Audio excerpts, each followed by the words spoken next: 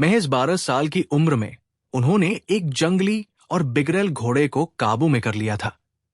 यह ब्यूसीफेलस नाम का एक विशाल और जंगली घोड़ा था, जो बाद में लगभग जीवन भर उस बच्चे का साथी रहा। ये बच्चा बड़ा होकर अलेक्जेंडर द ग्रेट यानी सिकंदर महान कहलाया और प्राचीन दौर की सबसे प्रसिद्ध शख्सियतों में एक बन गया। मैसेडोनिया के रहने वाले सिकंदर का जन्म 356 ईसा पूर्व में हुआ था। मैसेडोनिया उत्तरी यूनान से बाल्कन तक फैला हुआ इलाका था। उनके पिता की उनके ही एक सुरक्षा गार्ड ने हत्या कर दी थी, जिसके बाद एक नए राजा के बनने का संघर्ष शुरू हुआ। इस संघर्ष में उन्होंने अपने सभी विरोधियों का सफाया कर दिया और 20 साल की उम्र में राजा बन गए। इसके बाद सिकंदर ने 12 वर्षों तक शासन किया। उन्होंने अपने सैनिकों के साथ 12,000 मील की विजय यात्रा की। उन्होंने उस समय फारस साम्राज्य के राजा डेरियस तृतीय को हराया और मध्य एशिया तक यूनानी संस्कृति का प्रसार किया। अपनी बुलंदी के दौर में सिकंदर का साम्राज्य पश्चिम में यूनान से लेकर पूर्व में आज के पाकिस्तान, अफगानिस्तान, ईरान, इराक और मिस्र तक फैला हुआ था। सिकंदर को इतिहास में सबसे प्रभावशाली और कुशल नेताओं और सैन्य कमांडरों में से एक माना जाता है। सिकंदर से पहले मैसेडोनिया केवल एक भौगोलिक क्षेत्र का नाम था, लेकिन यह क्षेत्र मजबूती से जुड़ा हुआ साम्राज्य नहीं था। हालांकि सिकंदर के पिता फिलिप द्वितीय ने इस क्षेत्र को एक संयुक्त राज्य की शक्ल दी थी। सिकंदर की मां ओलंपियास उनके पिता फिलिप द्वितीय की तीसरी या चौथी पत्नी थी और इसलिए महत्वपूर्ण थी क्योंकि उन्होंने परिवार में पहले लड़के को जन्म दिया था। यानी सिकंदर के रूप में उन्होंने राज्य को उत्तराधिकारी दिया था। ब्रिटेन की रीडिंग यूनिवर्सिटी में क्लासिक्स की लेक्चरर रेचल मायर्स का कहना है कि सिकंदर को उस समय की सबसे अच्छी शिक्षा दी गई थी। जब वे 13 वर्ष के थे तो उनके शिक्षकों में अरस्तु जैसे महान दार्शनिक शामिल थे। सिकंदर ने अरस्तु से यूनानी संस्कृति पर आधारित शिक्षा प्राप्त की, इसीलिए उन्हें दर्शन शास्त्र पढ़ाया गया था और सभी शिक्षित यूनानियों की तरह उन्हें भी इलियाड और ओडिसी जैसी कविताएं लिखने वाले प्राचीन यूनानी कवि होमर पर महारत हासिल थी। होमर की कविता इलियाड सिकंदर के लिए बहुत महत्वपूर्ण थी।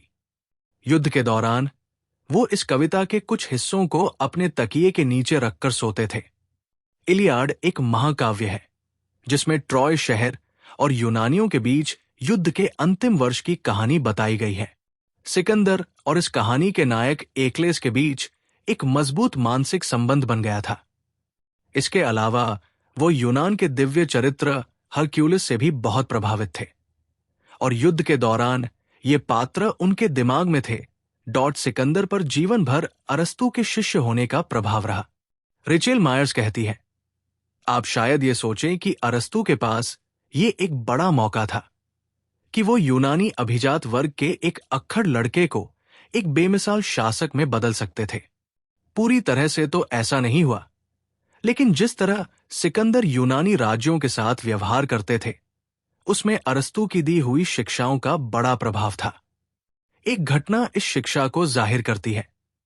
वो यूनान के कोरिंथ शहर में प्रसिद्ध दार्शनिक डायोजनीज से मिलने के लिए गए थे ताकि उनके काम के लिए उन्हें शुभकामनाएं दे सके। जब सिकंदर वहां पहुंचे तो डायोजनीज बैठे हुए थे। सिकंदर ने डायोजनीज से पूछा कि वो उनके लिए क्या कर सकते हैं। जवाब में डायोजनीज ने कहा, सामने से हट जाओ क्योंकि तुम्हारी वजह से सूरज की रोशनी मुझ तक नहीं आ रही है। सिकंदर का इस जवाब को बर्दाश्त करना अरस्तु की शिक्षा का ही परिणाम था। डायना स्पेंसर का कहना है कि सिकंदर की सौतेली बहन यानी क्लियोपेट्रा की बेटी की शादी में एक सुरक्षा गार्ड ने राजा फिलिप द्वितीय की हत्या कर दी थी। गार्ड को भी भागने की कोशिश के दौरान मार दिया गया था, इसलिए यह पता नहीं चल सका कि इस हत्या की वजह क्या थी। लेकिन माना जाता है कि इस हत्या में सिकंदर और उसकी मां का हाथ हो सकता है। इस हत्या के बाद सिकंदर का हाथ नहीं रुका। उन्होंने एक एक करके उन सभी लोगों को मार दिया जो उसके उत्तराधिकार के लिए खतरा बन सकते थे। अपने एक सौतेले भाई फिलिप एरिडाइस को छोड़कर उसने अपने सभी भाइयों चचेरे भाइयों और उन सभी लोगों को मार डाला जो उनके राजा बनने के रास्ते में रुकावट बन सकते थे। उनमें से कुछ को तो बहुत ही क्रूरता से मौत के घाट उतरा गया था। आखिरकार सिकंदर सिंहासन पर बैठे और अब उनकी नजर फारस साम्राज्य पर थी। फारस साम्राज्य ने 200 से अधिक वर्षों तक भूमध्य सागर से जुड़े इलाकों पर शासन किया। यह साम्राज्य इतिहास के वास्तविक सुपर पावर में से एक था। फारस साम्राज्य की सीमा भारत से लेकर मिस्र और उत्तरी यूनान की सीमा तक फैली हुई थी। लेकिन इस महान साम्राज्य का खात्मा सिकंदर के हाथों हुआ। फारस साम्राज्य की तुलना में एक छोटी लेकिन प्रभावी सेना के हाथों राजा डेरियस तृतीय की हार को इतिहास में एक महत्वपूर्ण मोड़ के रूप में देखा जाता है। इस युद्ध के नतीजे में एक प्राचीन सुपर पावर का पतन हुआ और एक नए और विशाल साम्राज्य के जरिए यूनानी संस्कृति और सभ्यता का प्रसार हुआ। इतिहासकार लिखते हैं कि सिकंदर की विजय का श्रेय उनके पिता को भी जाता है, जिन्होंने अपने पीछे एक बेहतरीन फौज छोड़ी थी, जिसका नेतृत्व बहुत अनुभवी और वफादार सेनापतियों के हाथों में था।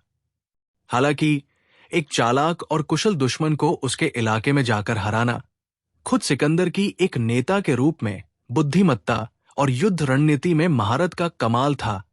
मैसेडोनिया के लोग हमेशा से एक सैन्य ताकत नहीं थे। यूनान में एथेंस, स्पार्टा और थेब्स राज्य ऐतिहासिक रूप से शक्ति के स्रोत रहे हैं। इन राज्यों के नेता मैसेडोनिया के लोगों को जंगली या बारबेरियन कहते थे।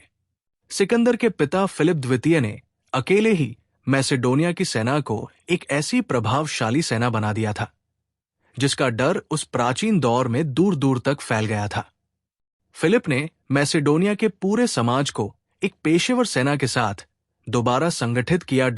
उच्च श्रेणी की पैदल सेना, घुड़सवार दस्ते, भाला चलाने वाले और तीरंदाज इस सेना का हिस्सा थे। फिलिप की मृत्यु के बाद सिकंदर को यही सेना विरासत में मिली। सिकंदर हमेशा एक बुद्धिमान रणनीतिकार थे। वो जानते थे कि यूनान पर डर और ताकत से शासन नहीं किया जा सकता। उन्होंने एक सदी पहले फारस साम्राज्य की तरफ से यूनान पर हमले की घटना को राजनीतिक रूप से इस्तेमाल किया और फारस पर अपने हमले को देशभक्ति के साथ जोड़कर उचित ठहराया। सिकंदर ने एक प्रोपेगेंडा शुरू किया जिसमें कहा गया कि मैसेडोनिया के लोग पूरे यूनान की तरफ से फारस पर हमला कर रहे हैं। हालांकि एक सदी पहले फारस साम्राज्य और यूनान के बीच होने वाली जंग में मैसेडोनिया शामिल ही नहीं था। सन 334 ईसा पूर्व में सिकंदर की सेना फारस साम्राज्य में दाखिल हुई। सिकंदर की 50,000 की सेना को उस समय दुनिया की सबसे बड़ी और सबसे अधिक प्रशिक्षित सेना का सामना करना था। एक अनुमान के अनुसार राजा डेरियस तृतीय की माथद सेना की संख्या 25 लाख थी, जो उसके पूरे साम्राज्य में फैली हुई थी। इस सेना का दिल कहे जाने वाले दस्ते को अमर सेना कहा जाता था। ये 10,000 सैनिकों की एक एलीट रेजिमेंट थी। इस एलीट रेजिमेंट की संख्या 10,000 से कम नहीं होने दी जाती थी। युद्ध के दौरान जब इस दल का कोई सैनिक मारा जाता था तो दूसरा उसकी जगह ले लेता था और कुल संख्या पूरी रहती थी। लेकिन इस जबरदस्त सैन्य शक्ति के बावजूद सिकंदर की बहुत ही प्रभावी और बुद्धिमान रणनीति की वजह से फारस साम्राज्य हार गया। इतिहासकारों के अनुसार फारस साम्राज्य की हार का एक कारण यह भी था कि उसका पतन पहले ही शुरू चुका था और 5वीं सदी ईसा पूर्व में यूनान में लगातार हार के बाद उसका विस्तार रुक चुका था। सन 324 ईसा पूर्व में सिकंदर फारस के सूसा शहर पहुंचे। वो फारस और मैसेडोनिया के लोगों को एकजुट करना चाहते थे और एक ऐसी नस्ल पैदा करना चाहते थे जो केवल उसके प्रति वफादार रहे। सिकंदर ने अपने कई सेनापतियों और अधिकारियों को फारस की राजकुमारियों से शादी करने का आदेश दिया। इस मौके पर एक सामूहिक विवाह समारोह का आयोजन कराया गया। सिकंदर ने खुद अपने लिए भी और 2 पत्नियां चुनी। सिकंदर का सत्ता में आना, विजय प्राप्त करना और फिर पतन, ये सब बहुत थोड़े समय में हुआ था। डायना स्पेंसर बताती है कि कई रोमन इतिहासकारों के अनुसार सिकंदर कभी कभी नशे में धुत हो जाते थे। और एक बार उन्होंने रात के खाने के समय नशे की हालत में अपने एक करीबी दोस्त को मार डाला था। रोमन इतिहासकारों ने उनके शराब के नशे की वजह से गुस्से में आ जाने और संकी व्यवहार की कई घटनाओं के बारे में लिखा है। हालांकि इनकी सच्चाई पर भी सवाल है। सिकंदर के हाथों मारा गया उनका दोस्त क्लेटियस था, जो सिकंदर और उनके परिवार के बहुत करीब था। वो अक्सर सिकंदर को पूरी सच्चाई से सलाह देता था और हर लड़ाई में उनके हाथ की तरह था।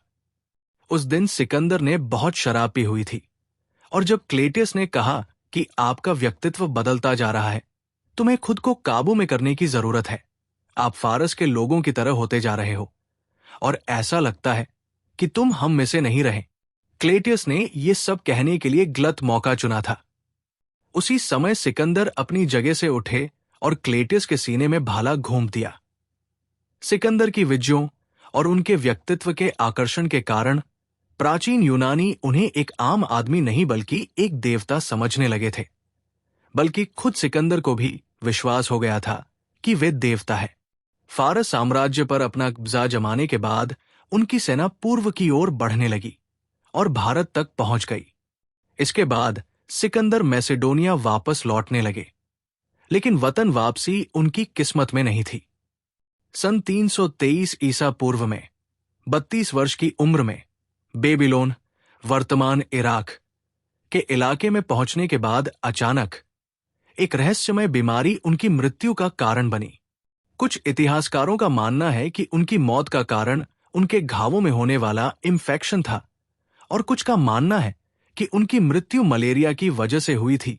सिकंदर को फारस साम्राज्य पर विजय प्राप्त करने के बाद भारत जाने की जरूरत क्यों महसूस हुई? यूनानी संस्कृति के प्रोफेसर पॉल कार्टिलेज का कहना है कि इसके कई कारण थे। सिकंदर ये दिखाना चाहते थे कि उनके राज्य की सीमाएं वहां तक पहुंच चुकी है जहां तक उनके पिता फिलिप द्वितीय नहीं जा सके थे। साम्राज्यों के लिए सीमाएं जरूरी होती है और साम्राज्यों को लगातार इस बात की भी चिंता रहती है कि उनकी सीमाओं से आगे क्या है। इसका एक उदाहरण रोमन साम्राज्य है। जब कैंसरूम सीजर ने ब्रिटेन पर हमला किया था, तब सिकंदर भी अपनी सीमाओं का विस्तार करने के बाद स्थायी सीमाओं की स्थापना कर रहे थे। ये एक रक्षात्मक व्याख्या हो गई, जबकि रोमानवी व्याख्या ये है कि सिकंदर के दिमाग में ये विचार था कि दिव्य पात्र हरक्यूलिस और डायोनिसस वहां तक जा चुके थे, इसलिए मैं भी जाऊंगा। उस्मानिया सल्तनत का तोपखाना जिसने उसे सुपर पावर बना दिया। सिकंदर की लगातार जीत ने उन्हें यह विश्वास दे दिया था कि वो जहां तक कोशिश करें जा सकते हैं। रीडिंग यूनिवर्सिटी में क्लासिक्स की लेक्चरर रेचल मायर्स कहती है कि अहम सवाल यह है कि अपने जीवन के इस पड़ाव पर क्या सिकंदर जमीनी सच्चाई से दूर हो गए थे? भारत पर विजय प्राप्त करने में उन्हें स्थानीय लोगों के विरोध का सामना तो करना ही पड़ा था, लेकिन उन्हें अपनी सेना के भीतर से भी विरोध का सामना करना पड़ा था कि बस बहुत हो गया। मध्य एशिया में, जहां उन्होंने 3 साल का लंबा समय बिताया, उनके अपने सैनिकों को वहां रहना बेहद नागवार लग रहा था। भारत में युद्ध के दौरान जब यह अफवाह फैली कि सिकंदर मारा गया है, तो मध्य एशिया में मौजूद उसकी सेना में एक तरह की बगावत शुरू हो गई और उन्होंने पीछे हटने की कोशिश शुरू कर दी, लेकिन सिकंदर सिर्फ घायल हुए थे। रिचेल मेयर्स का कहना है कि सिकंदर के लगातार सैन्य अभियानों के समाप्त होने और वापस लौटने के 3 बड़े कारण थे: अपनी सेना के अंदर से विरोध, सामान और रसद की सप्लाई में कठिनाई और इलाके की मुश्किलें और मौसम। कुछ इतिहासकारों का मानना है कि सिकंदर का अगला लक्ष्य अरब क्षेत्र था, लेकिन समय और परिस्थितियों ने मोहलत नहीं दी।